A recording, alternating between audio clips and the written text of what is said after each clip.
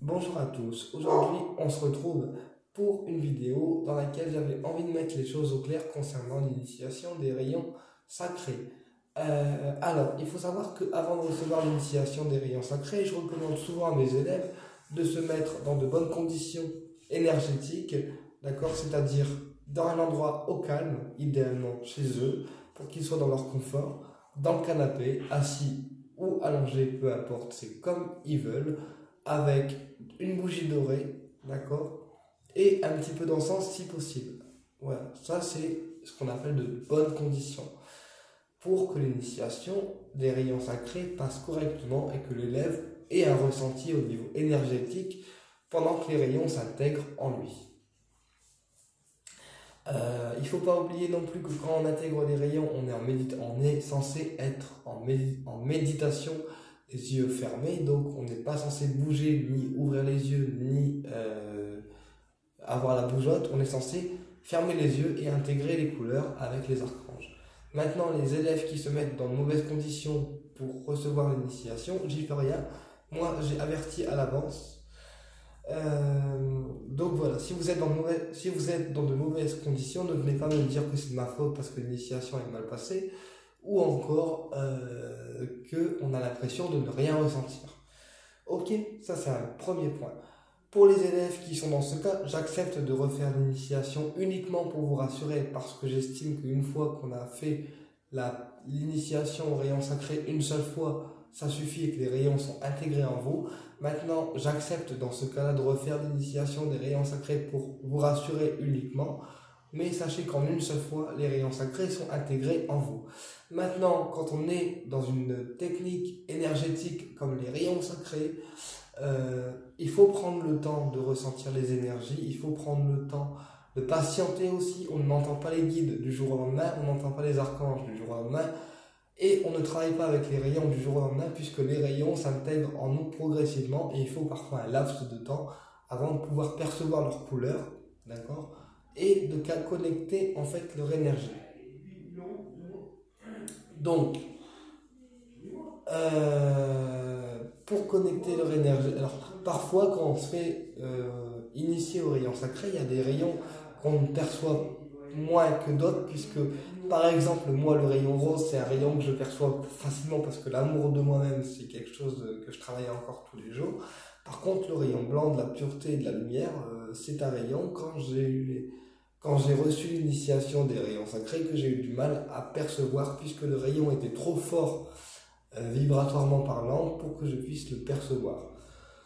Donc s'il y a des rayons qu'on n'arrive pas à percevoir parce que c'est trop fort au niveau énergétique, c'est pas grave, les rayons sont intégrés quand même en nous. Deuxième point. Et puis, on ne devient pas praticien énergétique avec des rayons sacrés en une seule journée de formation ou en une seule matinée de formation. Non, non, il faut du temps, il faut le temps d'intégrer au corps et à l'énergie ces rayons, puisque quand on intègre les rayons, le taux énergétique vibratoire il monte ou il double, et du coup ça ouvre des portes, mais ça reste progressif. Donc progressivement on entend les guides, on entend les archanges, etc., mais ça reste progressif. Donc c'est pour ça que peu importe la technique énergétique, il faut travailler la patience, puisque si on veut tout de suite, d'accord, bah franchement on n'y arrivera pas, hein. C'est même pas la peine. Donc il faut travailler la patience, et ensuite on va pouvoir finalement intégrer ces rayons de couleur et intégrer les archanges en nous progressivement. Mais plus on va être dans l'impatience, plus on va être on va être trop pressé, moins tu auras de chance de t'en sortir. Et c'est comme ça pour tout le monde. Moi, il m'a fallu 1 an avant de connecter les archanges et les rayons, et il m'a fallu connecter les archanges et les rayons complètement. Maintenant, j'y arrive facilement. C'est pareil pour devenir thérapeute énergétique et avoir ma propre puissance énergétique. Il m'a fallu 7 ans. Il m'a fallu 7 ans de travail sur moi-même, donc 2 ans de formation au total, plus 7 ans de travail sur moi-même pour maîtriser en fait la puissance que j'ai là actuellement. Voilà. Ça c'est un premier point. Et puis c'est pareil pour les élèves qui me disent que j'ai fait des nettoyages énergétiques et que leur situation est encore pire qu'avant. C'est normal puisque je nettoie avec l'archange Métatron et les rayons sacrés et les prières kabbalistique.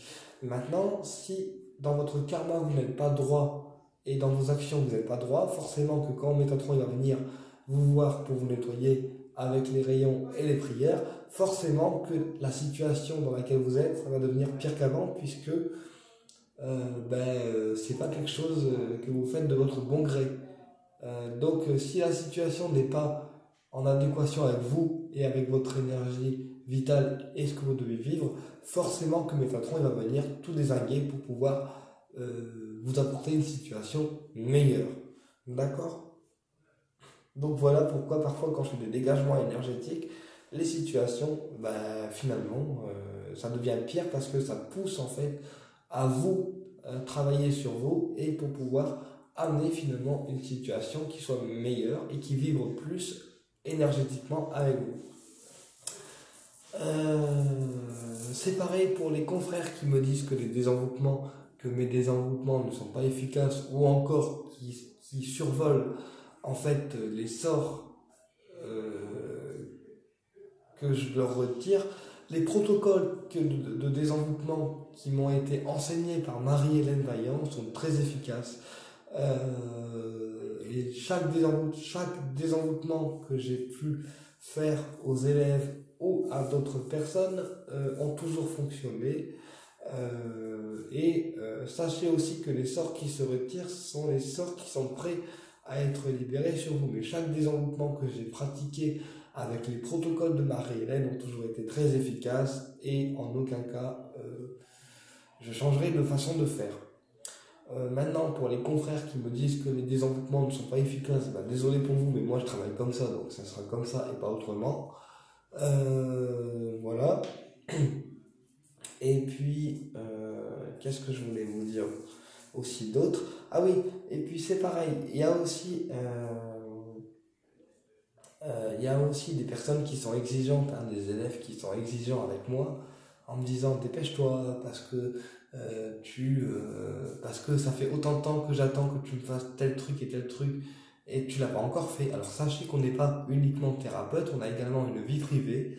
Et si je reviens pas vers vous pour vous faire ce que je vous ai dit, je ne vous ai pas oublié, c'est juste que le cadre privé me demande plus d'attention finalement et plus d'énergie pour que je puisse, plus d'attention et d'énergie que le domaine pro, d'accord ?